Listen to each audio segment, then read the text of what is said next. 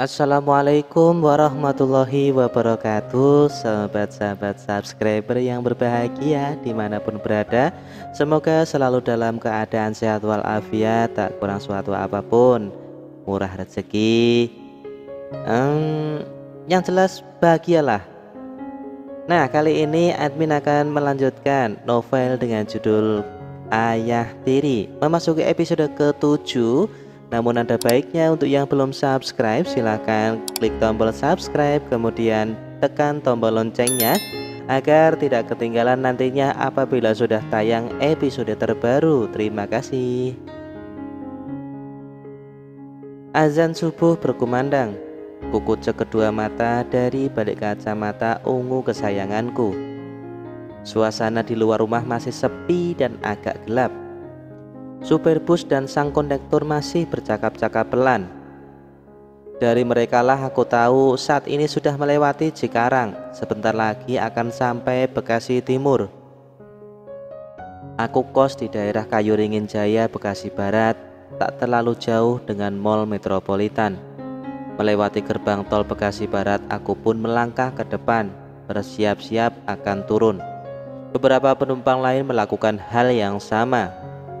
Kami antri dan turun perlahan. Dengan jalan kaki aku menuju kos. Membutuhkan waktu sekitar 8 menit untuk sampai kos tercinta.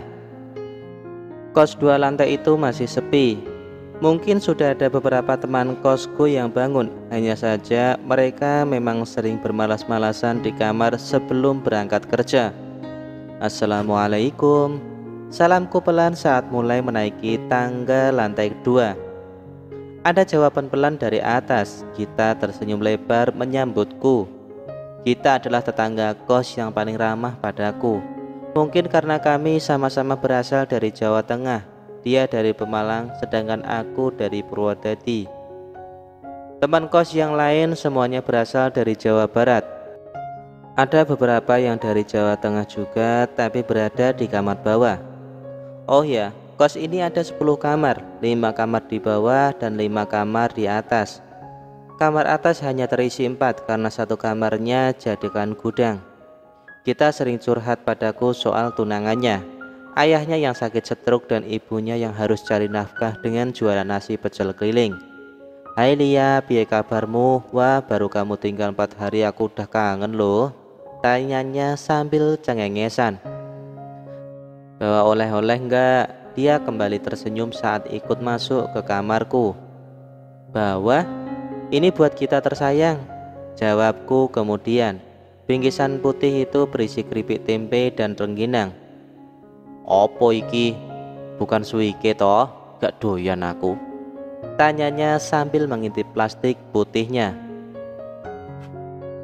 Suike adalah makanan khas Purwodadi. Yang terkenal di kampungku adalah suike kodok. Meskipun banyak juga yang membuat suike ayam, bebek, atau mentok. Kalau kodok aku juga nggak mau lah Git, lihatnya juga geli. Aku menimpali. Kulihat dia asik ngemil rengginang kesukaannya sambil duduk bersandar di tembok kamar. Kabar ibumu gimana Lia? Sehat toh? Sehat, alhamdulillah. Adikku juga sehat, makin pintar dan cerewet. Asiknya punya adik, sayangnya aku nggak punya. Punya kakak sebiji aja ngeselin luar biasa. Ceritanya cepat. Makanya bikin adik sendiri aja. Jangan kelamaan pacaran, buruan nikah, godaku lagi. Aku memang sering menggodanya untuk segera menikah. Toh dia pacaran sudah cukup lama, dari sejak kelas 2 SMA. Kita hanya terkekeh mendengar guyonanku. Nggak tahu nih, pacaran apa kredit motor? Lama banget gak kelar-kelar, jawabnya cepat. Aku memang lumayan akrab dengan kita, namun aku tak pernah bercerita soal kehidupan pribadiku padanya. Meski seringkali dia menceritakan hidupnya padaku, entahlah aku bingung mau cerita dari mana. Yang pasti teman setiaku masih buku diari berwarna merah jambu itu. Gerimis mengguyur Jakarta Timur saat aku turun dari angkot. Pada asar ini aku ke tempat Bude Lasmi mengantarkan oleh-oleh sambil silaturahmi. Sudah 7 bulan terakhir aku belum bertemu dengannya.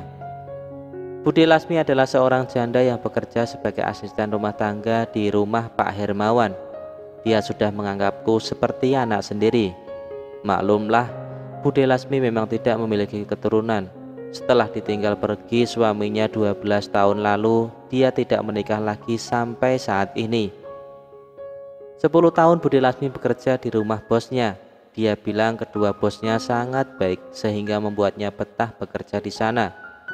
Kedua anak mereka juga sopan-sopan, tiap bulan selalu dikasih bonus dan sering diajak jalan-jalan keluar kota untuk cuci mata.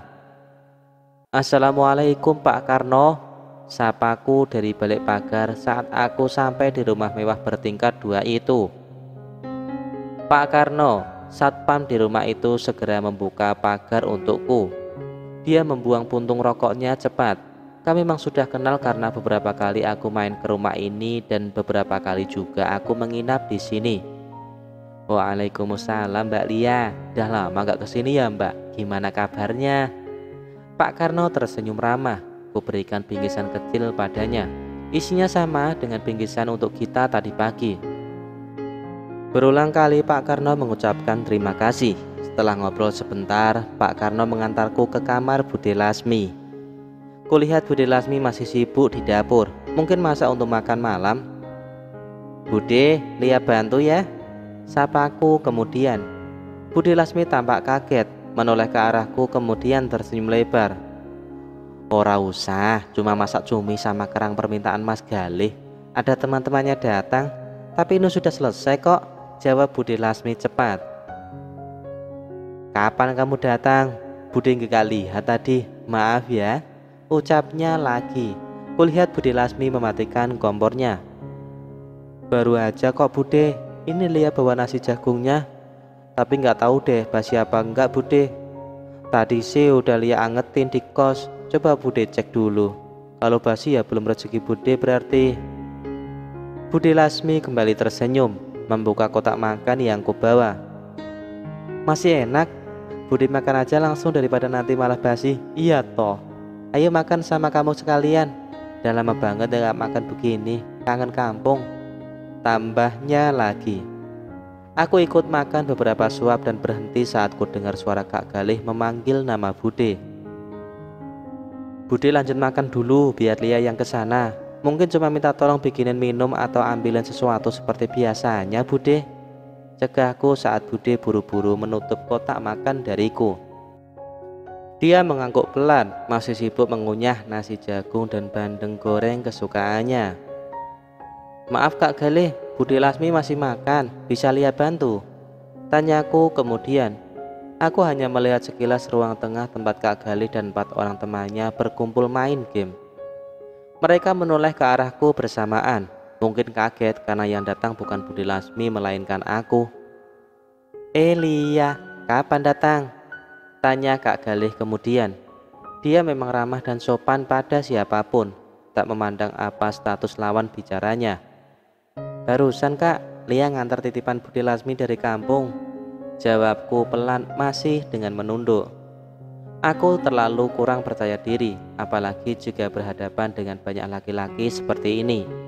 Ada yang saling bisik-bisik entah apa yang mereka tanyakan pada Kak Galih. "Bisa Lia bantu Kak?" tanyaku lagi. Ingin rasanya segera pergi dari tempat itu. "Oh ya, tolong bikinin minuman buat mereka ya Lia. Sekalian cumi sama kerangnya tolong siapin di meja makan. Maaf ya Lia merepotkan," lanjutnya sambil tersenyum kecil. "Gak apa Kak, santai aja, gak merepotkan kok. Permisi ya." Aku mundur beberapa langkah dan berbalik cepat menuju dapur. Lega sekali rasanya bisa kabur dari sana. Masih sibuk menata gelas di atas nampan, ku dengar langkah kaki menuju dapur. Sosok laki-laki itu tersenyum kecil menatapku saat aku menoleh ke arahnya. Aku tak tahu siapa dia. Seingatku baru kali ini kulihat dia main ke rumah Kak Galih. Aku memang tak terlalu memperhatikan teman-teman Kak Galih tiap kali mereka datang. "Hai, kenalkan aku Awan," ucapnya pelan kemudian tersenyum sambil menakupkan kedua telapak tangannya ke dada. Aku melakukan hal yang sama sembari menyebut nama. "Aku bantu ya." Pintanya cepat saat aku mulai menuangkan minuman ke gelas. Gak usah kak, biar Lia saja, jawabku cepat. Lagi-lagi dia hanya tersenyum. Dengan cekatan membawa nampan berisi 5 gelas yang sudah berisi orange juice itu ke ruang tengah. Terdengar sorak-sorai dari teman-temannya. Entah mengapa seheboh itu. Apa hanya dengan membantu membawakan nampan adalah prestasi luar biasa bagi mereka? Entahlah. Demikian tadi keseluruhan kisah di episode ke-7 novel dengan judul Ayah Tiri. Bagaimana kelanjutan kisahnya? Jangan lupa komen, like, dan subscribe. Kemudian bagikan cerita ini ke teman-teman. Terima kasih telah mendengarkan cerita ini. Wassalamualaikum warahmatullahi wabarakatuh.